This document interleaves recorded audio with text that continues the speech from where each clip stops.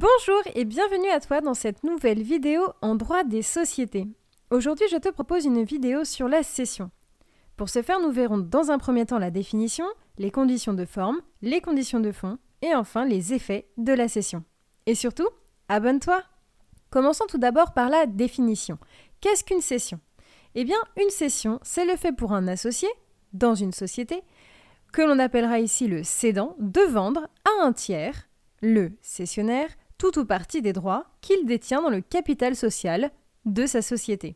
Bien évidemment, la cession peut se faire envers un tiers, mais également vers un ascendant, descendant ou encore son conjoint.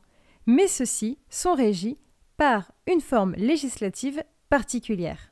Alors, les conditions de forme pour pouvoir faire une cession. Tout d'abord, la forme écrite est exigée. D'autre part, pour les SNC, ce sont les articles L 222-2 et L 223-17 du Code de commerce qui viennent régir les différentes conditions à respecter pour les cessions. En ce qui concerne les SCS et encore les SARL, c'est l'article L 1325 alinéa 1 du Code du commerce qui le régit. Et enfin, il faut faire très attention. En effet, il n'y aura pas de nullité de la cession en cas d'absence d'écrit, mais l'écrit sera obligatoire pour pouvoir publier la cession. Donc finalement, c'est une forme d'obligation. Les conditions de fond à présent. Eh bien, il faut le consentement de l'acheteur et du vendeur, bien évidemment. En effet, en cas de mauvaise cession, en cas de mauvaise exécution des conditions de fond, le vendeur ou l'acheteur pourront se prévaloir du dol, de l'erreur ou encore de la violence. En effet, c'est une vente. D'autre part, il y a bien sûr la capacité des parties. Il y a également l'agrément des autres associés. En effet, on ne peut pas céder ses parts sans demander l'accord des associés avec qui on travaille. Bien évidemment, comme je te le disais précédemment, pour les cessions entre conjoints, ascendants ou descendants, des règles particulières vont venir s'appliquer. Toutefois, au niveau des SNC, c'est l'article du Code du commerce, article L 221-13, qui le régit.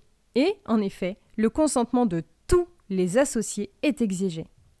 En ce qui concerne les SCS, c'est l'article L 222-8 du Code du commerce qui le régit. Également, encore une fois, le consentement de tous les associés est exigé. Et enfin, en ce qui concerne les SARL, la cession est libre entre ascendants, descendants et époux. C'est-à-dire que l'accord des associés n'est pas exigé. Toutefois, des clauses statutaires, d'après l'article L 223-14 du Code du commerce, peuvent en décider autrement. Et auquel cas, l'associé ne pourra pas librement céder ses parts à son ascendant, son descendant ou encore son conjoint sans avoir l'accord de tous les associés. En ce qui concerne les effets de la cession, eh bien c'est très simple, un transfert de propriété et bien sûr le droit pour l'acheteur, qui est donc devenu l'associé, de pouvoir participer au vote. En effet, le droit de participer au vote est donc transmis à l'acheteur.